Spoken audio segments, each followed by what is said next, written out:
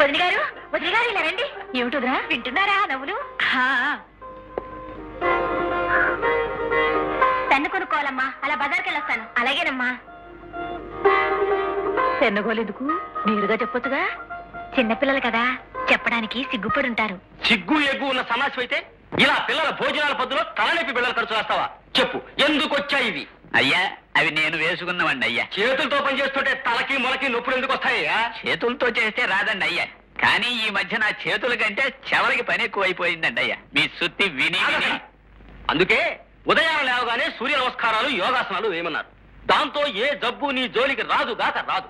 అసలు సూర్య నమస్కారాల యొక్క ప్రాధాన్యత తెలుసా నీకు?